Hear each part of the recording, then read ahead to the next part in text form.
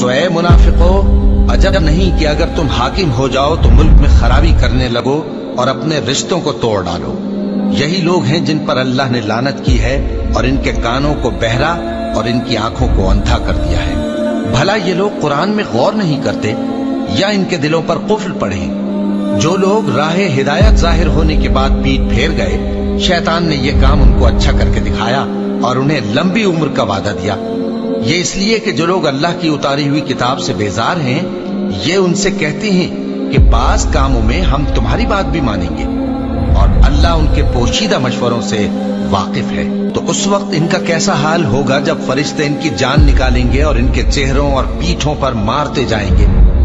یہ اس لیے کہ جس چیز سے اللہ ناخوش ہے، یہ اس کے پیچھے چلے اور اس کی خوشنودی کو اچھا نہ سمجھے، تو اس نے بھی ان کے اعمال کو برباد کر دیا۔ کیا وہ لوگ جن کے دلوں میں بیماری ہے یہ خیال کیے ہوئے ہیں کہ اللہ ان کے کینوں کو ظاہر نہیں کرے گا؟ اور اگر ہم چاہتے تو وہ لوگ تم کو دکھا بھی دیتے اور تم ان کو ان کے چہروں ہی سے پہچان لیتے، اور تم انہیں ان کے انداز گفتگو ہی سے پہچان لوگے، اور اللہ تمہارے اعمال سے واقف ہے۔